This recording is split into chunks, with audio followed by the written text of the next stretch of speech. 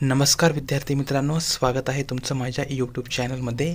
तर मित्रांनो, आज आपण खूपच महत्त्वाचे प्रश्न हे कव्हर केले आहेत आणि हे प्रश्न तुम्हाला तुमच्या येणाऱ्या सर्व परीक्षांकरिता अत्यंत महत्त्वाचे असतील।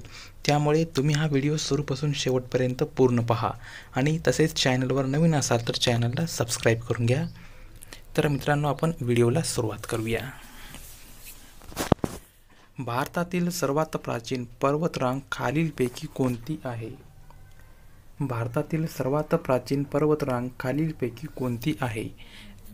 मित्रांनो, तुम्हाला जर माहीत असेल उत्तर तर तुम्ही कमेंट बॉक्समध्ये 3 सेकंदाच्या आतमध्ये द्यायचं आहे। तर या ठिकाणी ऑप्शन क्रमांक सी याचे योग्य ते आन्सर होईल, ते म्हणजे अरवली। तर भारतातील सर्वात प्राचीन पर्वतरांग अरवली पर्वतरांग ही आहे। पुढचा प्रश्न, भारतामध्ये सर्वाधिक अंतर्गत वाहतूक कोणत्या मार्गाने होते? भारतामध्ये सर्वाधिक अंतर्गत वाहतूक कोणत्या मार्गाने होते? तर या ठिकाणी मित्रांनो, ऑप्शन क्रमांक बी याचं योग्य आन्सर होईल, ते म्हणजे रेल्वे। तर भारतामध्ये सर्वाधिक अंतर्गत वाहतूक ही रेल्वे या मार्गाने होते। ऑप्शन बी याचं उत्तर करेक्ट होईल। पुढचा प्रश्न पाहूया। भारतातील सर्वात आधी पूर्वेकडचा राज्य खालीलपैकी कोणते आहे? भारतातील सर्वात आधी पूर्वेकडील राज्य खालीलपैकी कोणते आहे? तर या ठिकाणी ऑप्शन क्रमांक सी याचं योग्य आन्सर होईल, ते म्हणजे अरुणाचल प्रदेश हे भारतातील सर्वात आधी पूर्वेकडील राज्य हे आहे। पुढील प्रश्न पाहूया। खनिज संपत्तीचे भांडार असे खालीलपैकी कोणत्या भारतीय पठारास म्हणतात? खनिज संपत्तीचे भांडार असे खालीलपैकी कोणत्या भारतीय पठारास म्हणतात? तर या ठिकाणी ऑप्शन क्रमांक डी याचं योग्य आन्सर होईल, ते म्हणजे छोटा नागपूर। तर ऑप्शन क्रमांक डी हे उत्तर योग्य होईल। तर या ठिकाणी पुढील प्रश्न पाहूया। भारतातील बहुसंख्य जनतेचे मुख्य अन्न खालीलपैकी कोणते आहे? भारतातील बहुसंख्य जनतेचे मुख्य अन्न खालीलपैकी कोणते आहे? तर या ठिकाणी ऑप्शन क्रमांक बी याचं योग्य आन्सर होईल, ते म्हणजे तांदूळ। तर या ठिकाणी पुढचा प्रश्न असा आहे की तिहार जेल हे खालीलपैकी कोणत्या शहरामध्ये आहे? तिहार जेल हे खालीलपैकी कोणत्या शहरामध्ये आहे? तर या ठिकाणी ऑप्शन क्रमांक सी याचे योग्य आन्सर होईल, ते म्हणजे दिल्ली। तर तिहार हे जेल दिल्ली या शहरामध्ये आहे। पुढील प्रश्न पाहूया। भारतामध्ये खालीलपैकी कोणत्या साली विमानमार्गाने दळणवळणास प्रारंभ झाला होता? भारतामध्ये खालीलपैकी कोणत्या साली विमानमार्गाने दळणवळणास प्रारंभ हा झाला होता? तर या ठिकाणी ऑप्शन क्रमांक सी याचं योग्य आन्सर होईल, ते म्हणजे 1924। पुढील प्रश्न पाहूया। मसाले पदार्थ उत्पादनात सर्वात अग्रेसर राज्य कोणते आहे? मसाले पदार्थ उत्पादनात सर्वात अग्रेसर राज्य हे कोणते आहे? तर या ठिकाणी ऑप्शन क्रमांक बी याचं योग्य आन्सर होईल, ते म्हणजे केरळ। तर मसाले पदार्थ उत्पादनात सर्वात अग्रेसर राज्य केरळ हे आहे। पुढील प्रश्न पाहूया।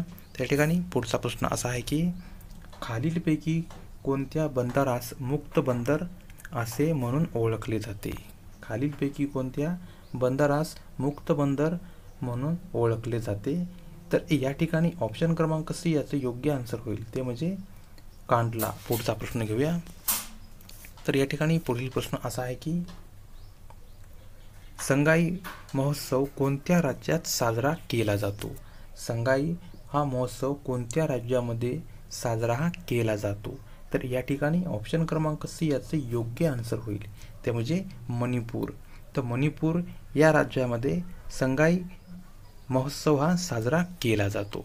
पुढचा प्रश्न, तर या ठिकाणी पुढचा प्रश्न असा आहे की महाराष्ट्र राज्य विधानसभेच्या विरोधी पक्षनेतेपदी म्हणून कोणाची नियुक्ती झाली आहे? महाराष्ट्र राज्य विधानसभेच्या विरोधी पक्षनेतेपदी म्हणून कोणाची नियुक्तीही झाली आहे? तर या ठिकाणी ऑप्शन क्रमांक बी याचं योग्य आन्सर होईल, ते म्हणजे विजय वडेट्टीवार। पुढचा प्रश्न, तर या ठिकाणी पुढचा प्रश्न असा आहे की राजमाता जिजाऊ यांचे जन्मस्थळ असलेले सिंदखेड राजा हे ठिकाण कोणत्या जिल्ह्यात आहे?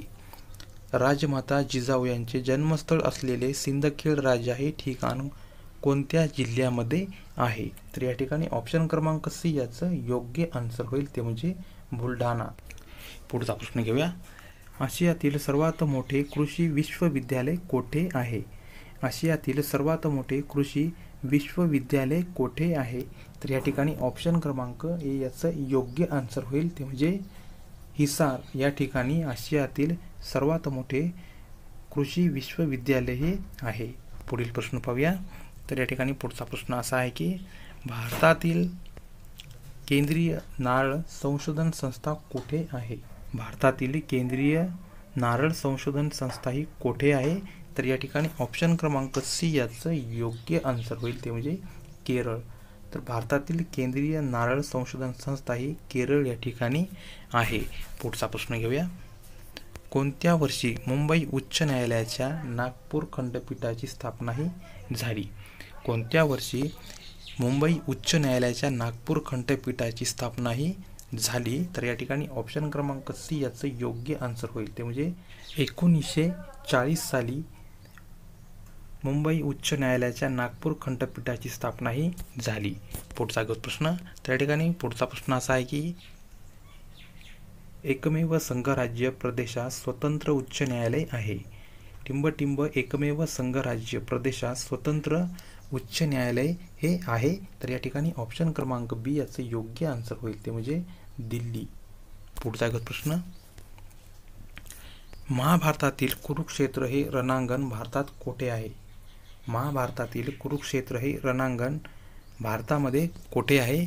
तर या ठिकाणी ऑप्शन क्रमांक बी याचं योग्य आन्सर होईल, ते म्हणजे हरियाणा या ठिकाणी महाभारतातील कुरुक्षेत्र रणांगण हे आहे. पुढील प्रश्न घेऊया. त्या ठिकाणी पुढचा प्रश्न असा आहे की उत्तर पूर्व भारतातील सर्वात मोठे लोकताक तलाव कोणत्या राज्यात आहे?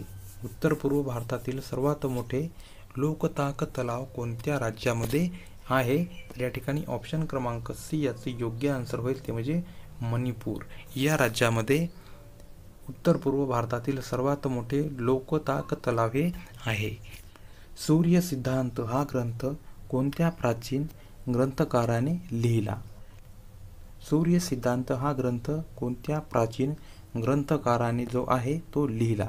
तर या ठिकाणी ऑप्शन क्रमांक डी याचे योग्य आन्सर होईल, ते म्हणजे वराह मिहिर यांनी सूर्य सिद्धांत हा ग्रंथ या ग्रंथकाराने जो आहे तो लिहिलेला आहे. आणि पुढचा प्रश्न असा आहे की गोविंद वल्लभ पंत सागर हा जलाशय कोणत्या प्रकल्पात आहे? गोविंद वल्लभ पंत सागर हा जलाशय कोणत्या प्रकल्पामध्ये आहे? तर या ठिकाणी ऑप्शन क्रमांक बी याचं उत्तर योग्य होईल, ते म्हणजे रिहंद. तर मित्रांनो, तुम्हाला हा व्हिडिओ आवडला तर व्हिडिओला नक्की लाईक करायचा आहे आणि चॅनलवर नवीन असाल तर चॅनलला सबस्क्राईब करून घ्या, कारण तुम्हाला असेच जीकेचे महत्त्वपूर्ण प्रश्न हे बघावयास मिळतील.